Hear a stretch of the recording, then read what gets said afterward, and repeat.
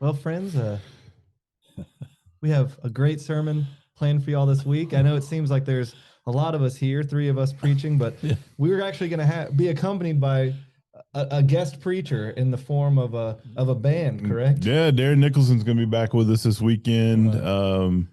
I mean, and how appropriate to have Darren with us playing bluegrass to help us kick off our theme for Lent and our journey with Clarence Jordan. Yeah. That some of you may want to do this even before Sunday. Get online and pull up Cotton Patch musical version of his gospel. I guess it's called. I think it's called the Cotton Patch Musical. Cotton Patch Musical, especially the one that a man named Tom Key was a kind of a one-man act with the band, and you're going to hear some great music and get you in the mood for where we're going Sunday. So let's talk about Sunday. Yeah, all throughout Lent this year, we're going to be hearing different call stories, different stories of different folks in the gospel. And we're going to hear them from the NRSV version, but we're also going to hear them from Clarence Jordan's translation, The Cotton Patch Gospel.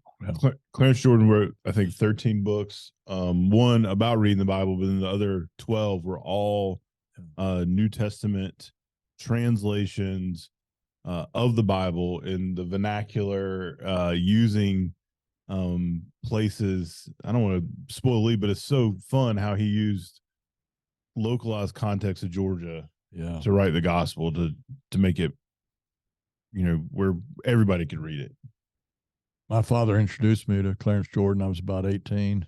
And Clarence Jordan had been a social prophet in the 50s and 60s, an influence on my father's ministry and many others. And so he gave me, in fact, I'm going to have that book with me Sunday. It's one of the epistles of Paul that he translated, and still got my dad's name in there, giving it to me. I love that. We're going to begin this week with the call story of the disciples. We figured that was a good way to kick off Lent, to see how this Jesus movement, this social movement that began, really who it began with and how it began, and where Jesus came to call these folks. I mean, our thing for Lent is this idea of call. Your call, our call, the fact that God's Spirit continues to call each of us day in and day out. Yeah. We're gonna have a great season. I'm excited about this season of Lent. Y'all? Me too. Absolutely. I know I'm going to find myself in these stories, and I hope we all can.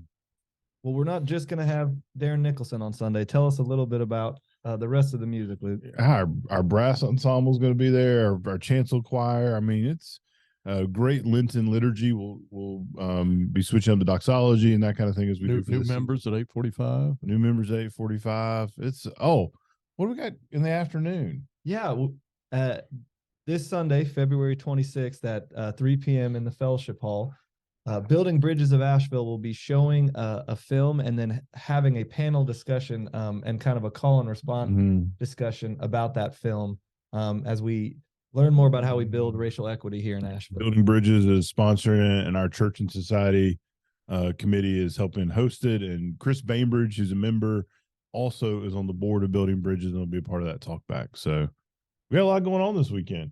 Yeah, sure do. Kicking off a great season. Hope to see all of you online or with us. See you Sunday. See ya.